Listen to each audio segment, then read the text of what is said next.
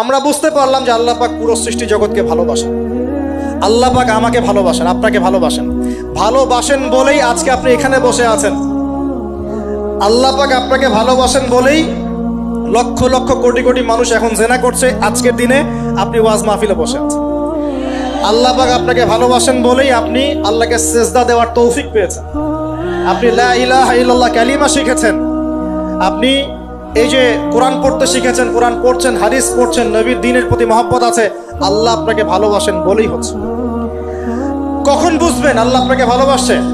যখন আল্লাহ পাকের অনুমোদিত কাজগুলো আপনার ভালো লাগবে। নামাজ পড়তে ভালো লাগছে, রোজা রাখতে ভালো লাগছে, কোরআন তেলাওয়াত করতে ভালো লাগছে, আল্লাহর জিকির করতে ভালো লাগছে, আলেম ওলামার সাথে থাকতে ভালো লাগছে। ঠিক আছে, আল্লাহর হালাল কাজগুলো যখন ভালো লাগবে বেশি বেশি, বুঝবেন আল্লাহ আপনাকে নির্ঘাত মহব্বত করেন। আর যখন আল্লাহ পাকের নিষেধগুলো, হারাম, মদ আমার ভালো লাগে না, জেনা ভালো লাগে না, আমার খারাপ জিনিস দেখতে ভালো লাগে না, খারাপ শুনতে ভালো লাগে না, বুঝবেন আল্লাহ আপনাকে ভালোবাসেন।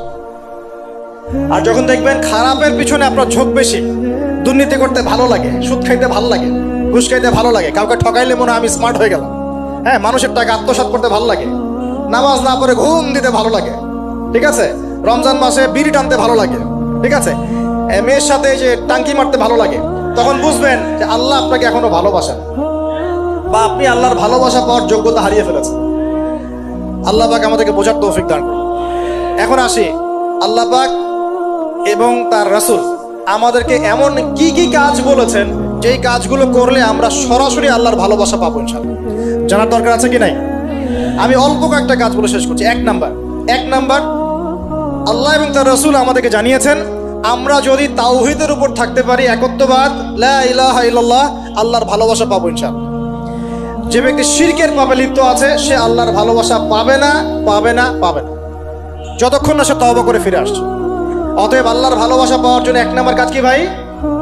আল্লাহর তাওহীদের কালিমা লা ইলাহা ইল্লাল্লাহ এর উপর থাকা, শিরক বাদ দেওয়া।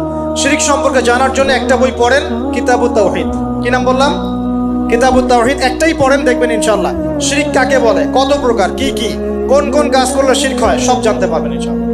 এই বইটা একটু কঠিন, এই বইটার ব্যাখ্যা বের হয়েছে, ব্যাখ্যা যুক্ত বই কিনবেন এবং যেগুলো বুঝবেন না ওলামায়ে কেরামকে জিজ্ঞাসা করবেন, কারণ সবগুলো কিন্তু বুঝতে পারবেন। এক নাম্বার। দুই, নবী সাল্লাল্লাহু আলাইহি ওয়াসাল্লামের অনুসরণ করলে আল্লাহ আমাদেরকে ভালোবাসবেন। দলিল, আল্লাহ পাক সূরা আলে ইমরানের মধ্যে বলছেন 31 নম্বর আয়াতে আল্লাহ বলছেন, কুল, হে নবী আপনি বলে দিন, ইন কুনতুম তুহিব্বুনাল্লাহ, তোমরা যদি, হে আদম সন্তান, হে উম্মতে মুহাম্মাদি, তোমরা যদি আল্লাহর ভালোবাসা পেতে চাও, ফাত্তাবিউনি, তোমরা আমাকে অনুসরণ করো। কাকে? আমাকে বলতে কাকে?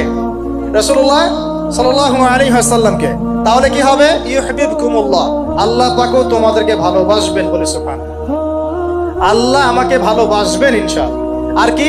ইয়াগফির লাকুম যুনুবাকুম, আল্লাহ পাক তোমাদের সমস্ত গুনাহ মাফ করে দিবেন। আল্লাহু গফুরুর রহিম, আল্লাহ পাক পরম করুণাময়, অসীম দয়ালু। তার মানে আল্লাহকে পাওয়ার, আল্লাহর ভালোবাসা পাওয়ার দুই নাম্বার কি মাধ্যম?